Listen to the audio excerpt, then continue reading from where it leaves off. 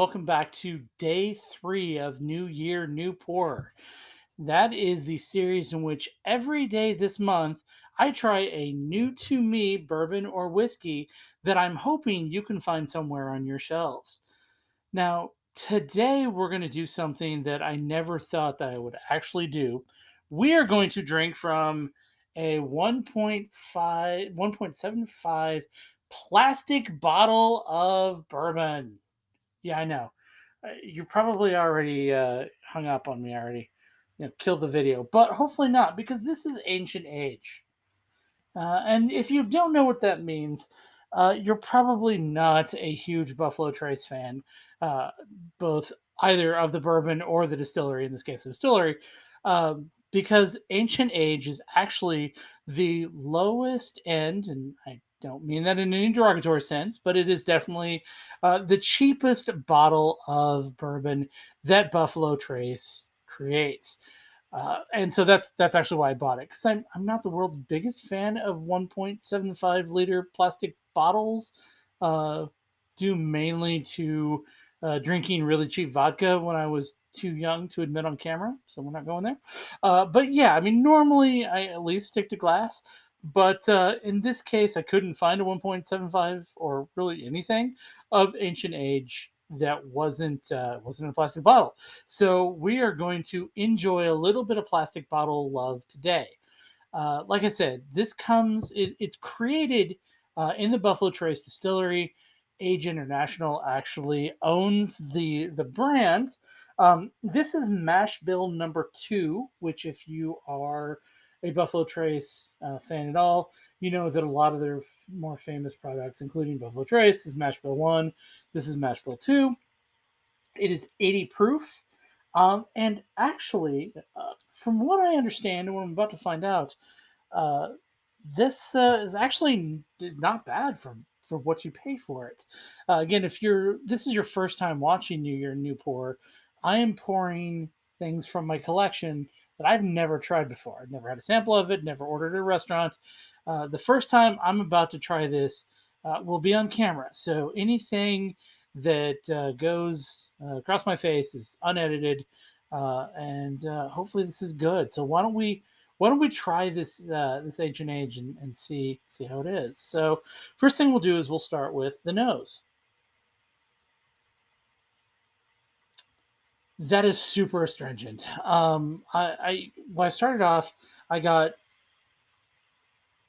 I got some notes of um, actually some kind of nice like darker caramel notes that I would expect from a Buffalo Trace bourbon. And then I just got a big nose of proof. It's very astringent. My wife actually switched some as I was pouring it off camera, and she said it smelled like a musty old house. And I actually get notes of musty old house. So I mean that's something, right? Hmm.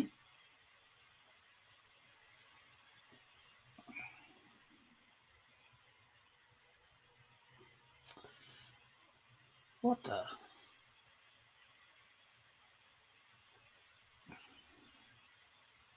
Okay, let's talk about it. I am I am very surprised by the flavor because it's. I'm gonna finish it actually. Yeah.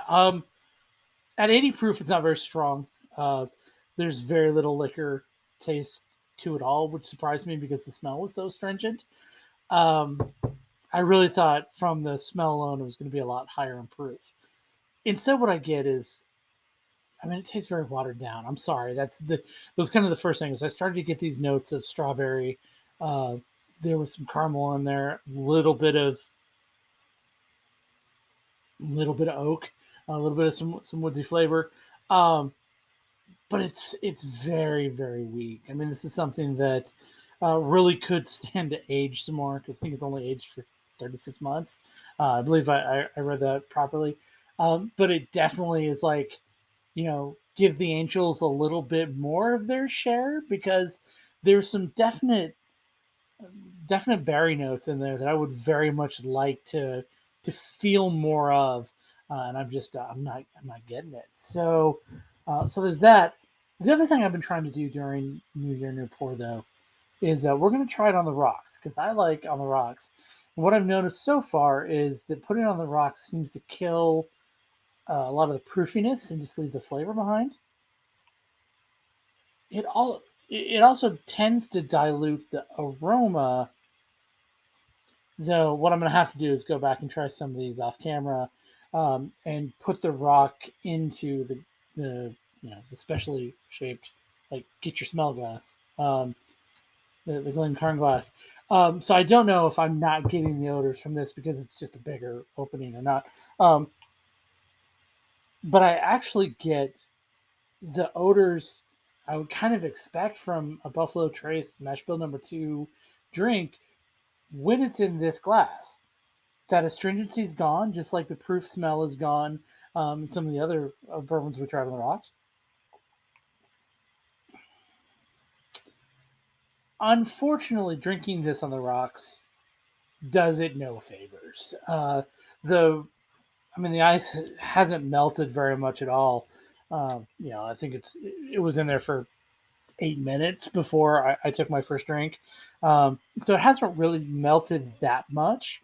But any of the ice melt that went in kind of killed what I thought were muted flavors when it was neat. It's definitely kind of washed everything out. If I take a big drink, I mean, all the berry is gone, and you're kind of left with kind of that caramely, woodsy kind of flavor. And now I'm getting some notes of proof that I wasn't getting before. So it's kind of too bad. I mean, I sort of figure that if we did the comparisons, I would end up with a couple drinks where I absolutely would say go ahead and don't drink it on the rocks. Drink it neat.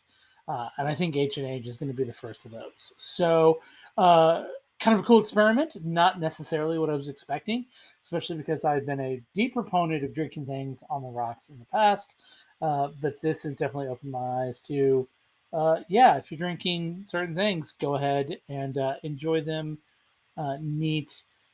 We do have a couple other, well, I guess we have one other Buffalo Trace product that we're going to look at down the road.